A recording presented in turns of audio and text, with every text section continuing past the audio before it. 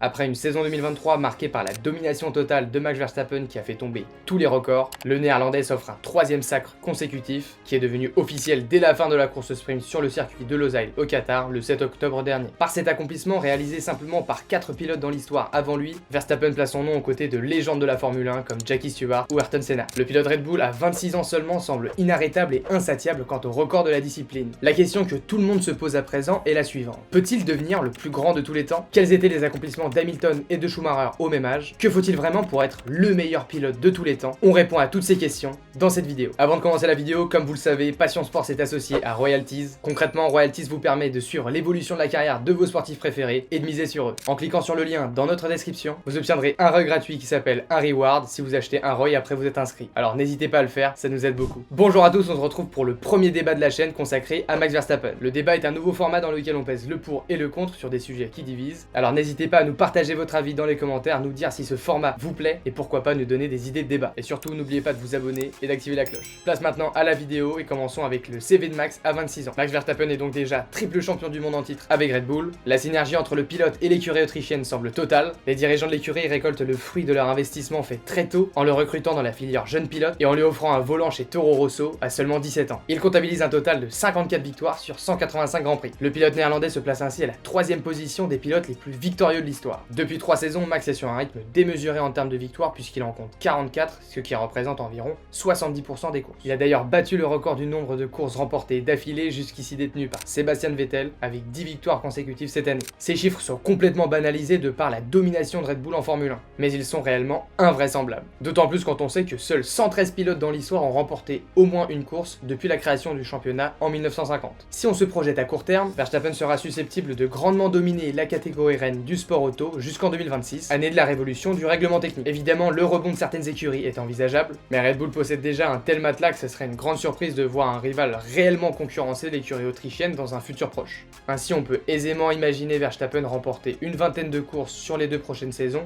au minimum. Tous les grands champions de Formule 1 ont fait une entrée fracassante dans la catégorie, en montrant leurs aptitudes exceptionnelles. On se rappelle tous de la première année de Lewis Hamilton qui finit vice-champion du monde avec 4 victoires, ou encore le légendaire Claire Regazzoni, connu pour avoir marqué l'édition de 1970 aux côtés de Niki Lauda, où il réalise 4 podiums dont une victoire légendaire à Monza devant les tifosi pour ses premiers pas. Max ne déroge pas à la règle. Au-delà de toutes ses victoires et de la réussite qu'a connue Verstappen ces dernières années, le néerlandais a montré son talent exceptionnel dès ses débuts en F1. En effet, Verstappen reste le plus jeune vainqueur de l'histoire avec sa performance mémorable à Barcelone en 2016. Et on peut dire que ce record restera longtemps gravé dans les pages de l'histoire de la Formule 1, puisqu'aucun pilote de moins de 18 ans ne peut participer à une course, ce qui rend l'exploit encore plus difficile. Le néerlandais a également impressionné l'ensemble du paddock en novembre de la même année, où il a délivré une des performances les plus mémorables de l'ère moderne de la F1, sous la pluie de Sao Paulo. En effet, sous ces conditions, les pilotes se transcendent, et c'est leur talent qui fait la différence. Verstappen prenait ce jour-là des trajectoires différentes de celles de ses concurrents, et dégageait une telle facilité sur la piste que tout le monde le considérait comme le vainqueur moral de cette journée, malgré sa 3e place. Verstappen dégage aujourd'hui une aura de champion du monde, mais cette aura ne s'explique pas par ses victoires ou sa domination récente, mais avant tout pour l'acquisition de son premier titre. En effet, le premier titre du néerlandais représente beaucoup plus que les 2 suivants. Ce premier titre intervient lors de son 141e départ en Formule 1, et le paradoxe de cette victoire, c'est le fait qu'il devienne le 4e champion le plus tardif de l'histoire si l'on prend en compte le nombre de grands prix disputés malgré son jeune âge. C'est un titre gagné dans l'adversité, le néerlandais a su faire face à un monstre en maintenant son niveau constant tout au long de la saison et en ne commettant pas d'erreur. Cette édition 2021 du championnat du monde de Formule 1 restera comme l'une des plus mythiques de par sa rivalité et la tension ressentie après chaque week-end. Un détail, une stratégie, des conditions météo particulières ou encore un tracé favorable pouvaient départager les 2 protagonistes. Encore une fois, le champion Red Bull partage ici une autre caractéristique avec les légendes de la F1 en ayant participé à l'une des rivalités les plus importantes de ce sport, comme Schumacher avec Hakkinen ou encore Hamilton et Vettel. Le néerlandais restera dans les mémoires pour son duel avec le britannique. Comme toutes ces légendes, Verstappen devra aussi se maintenir à un tel niveau d'excellence et se montrer à la hauteur des nouveaux défis et des nouveaux rivaux qui viendront pour le détrôner. Après avoir passé en revue tout ce que nous a montré Verstappen jusqu'ici, voyons où se place-t-il face aux meilleurs à âge égal. Prenons Sebastian Vettel comme premier comparatif puisque les 2 pilotes connaissent une trajectoire assez similaire. Tous 2 ont écrasé la concurrence avec Red Bull à un jeune âge. À 26 ans, Vettel possède déjà 4 titres mondiaux, 39 victoires et 45 pole positions. En 2013, tout le monde le voyait comme le successeur de Schumacher et le potentiel plus grand pilote de tous les temps. Malheureusement, le changement de régulation de 2014 a tout chamboulé et l'Allemand n'a remporté que 14 courses sur les 9 saisons suivantes avant de se retirer de la compétition. Après un tel début de carrière, personne ne pouvait s'imaginer qu'il en serait au même stade en 2022. Cet exemple illustre parfaitement que même avec le meilleur début de carrière possible et un talent générationnel, la F1 reste un sport d'équipe, un sport mécanique, où le travail de toute une écurie sur une monoplace année après année peut faire basculer la carrière d'un pilote dans un sens comme dans l'autre. Le seul argument qui pèse aujourd'hui contre Max et qui l'orienterait potentiellement vers une carrière comme celle de Vettel est la régulation, mais elle n'arrive qu'en 2026. Et elle ne sera sûrement pas aussi violente que celle de 2014. Partant de ce postulat, Max aura égalé ou dépassé Vettel, Prost et Fangio d'ici 2 ans. On peut ainsi déjà comparer sa trajectoire à celle de Schumacher ou Hamilton. Max a marqué la F1 dès son arrivée, a participé à l'une des saisons les plus tendues et magnifiques de l'histoire de ce sport, détient aujourd'hui des records à des statistiques jamais vues auparavant, mais selon nous, il manque un petit quelque chose, ou plutôt qu'il doit vivre quelque chose de différent de ce qu'il a pu expérimenter jusqu'à présent. En effet, pour sa carrière et sa légende, le néerlandais doit se sublimer dans une position non dominante et prendre des risques. Et pourquoi pas en changeant d'écurie comme l'ont fait les 2 pilotes considérés comme les plus remarquables de l'histoire. Pour illustrer comment un pilote génère l'admiration et le respect de tous, prenons l'exemple de Michael Schumacher. Au même âge que Max aujourd'hui, l'Allemand était double champion du monde en 94 et 95 avec Benetton. Le nombre de grands prix était plus faible à l'époque, ce qui fait que Schumacher avait remporté 19 grands prix et réalisé 10 pole positions. Des chiffres qui paraissent relativement faibles aujourd'hui. Schumacher a connu une ascension tardive avec ses 5 championnats défilés entre 2000 et 2002 sous les couleurs de Ferrari, où il a remporté 48 courses en 5 ans. Max prend donc une plus grande place dans le panthéon de la F1 que Schumacher au même âge. Mais comme on le verra plus tard, le changement d'écurie entre en compte et reste déterminant pour les plus grands pilotes. Pour certains, changer d'écurie est fatal, et pour d'autres, c'est ce qui fait entrer leur carrière dans la légende. Vous l'aurez compris, quand on parle de réussite avec plusieurs écuries, on pense aussi à Sir Lewis Hamilton. Son bilan est pourtant moins bon que les 2 précédents au même âge, malgré son début de carrière extraordinaire. En effet, le Britannique compte seulement 17 victoires et 19 pole positions à 26 ans. A l'instar de Verstappen, Hamilton frappe un grand coup dès son arrivée dans la catégorie, puisqu'il concurrence Fernando Alonso, qui est alors double champion du monde en titre avec Renault et remporte son duel de coéquipiers face à l'Espagnol dès sa première saison à F1, et met à peine 6 grands prix pour se hisser sur la plus haute marche. Comme pour Schumacher, un changement d'écurie a été nécessaire à Hamilton pour rentrer dans l'histoire, en remportant 6 championnats du monde en 7 ans avec la firme à l'étoile. Hamilton est donc aujourd'hui le recordman de pole et de victoire, respectivement 103 et 104, ainsi que de podiums en montant 196 fois sur la boîte. Le Britannique a montré sa capacité à rivaliser avec des légendes dès son arrivée en Formule 1, et est passé à 4 reprises à côté d'un sacre mondial lors de la dernière course en 2007, 2010, 2016 et 2021. Schumacher et Hamilton ont ainsi tous les deux démarré en trombe en remportant des championnats dans une première écurie, mais sont définitivement entrés dans la légende au cours d'un passage dans leur seconde écurie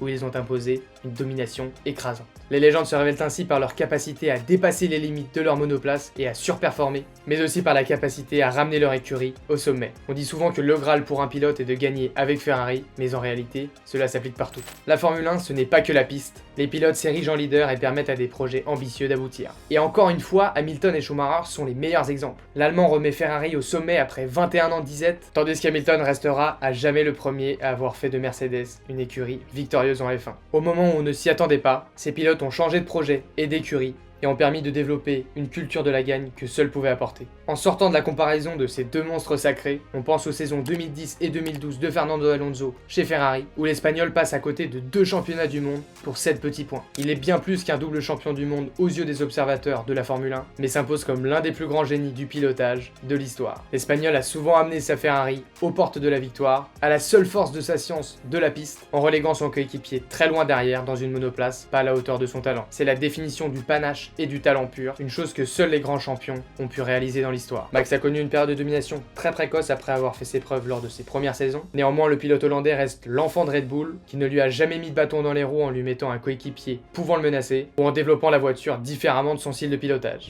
Mine de rien, c'est un argument majeur de pouvoir se confronter aux meilleurs dans la même monoplace. Et la légende française Alain Prost illustre parfaitement cela. En effet, au-delà de son palmarès, Prost peut se targuer d'avoir dominé d'autres champions du monde dans sa propre écurie, que ce soit Senna, Damon Damon Hill ou encore Nigel Mansell. On peut donc comprendre la stratégie de l'écurie autrichienne de vouloir s'assurer la victoire d'un seul, quitte à refuser un challenge de haut niveau à Max. Mais selon nous, si Max ne se retrouve jamais à devoir battre un coéquipier au talent reconnu, ou tout simplement s'il ne change pas d'écurie avant la fin de sa carrière, le néerlandais aura du mal à s'imposer comme le GOAT incontesté de la discipline. Pour être le meilleur, il faut certes des feuilles de statistiques inégalées, mais surtout du panache et créer des moments d'histoire. Enfin, un dernier doute subsiste sur le futur de Verstappen. En Formule 1, ce dernier ne se fonde pas sur la capacité du pilote à devenir le plus grand, mais surtout sur son envie de le devenir. En effet, le pilote a souvent confié vouloir courir en endurance plus tard, ou encore de créer sa propre écurie. Quand on lui parle de dépasser des records de championnat du monde, on ne le sent pas obsédé par cette idée. À l'image de son pilotage, Verstappen est une personne qui aime prendre des risques, et le voir s'investir dans différents projets et écourter sa carrière de pilote ne semble pas impossible.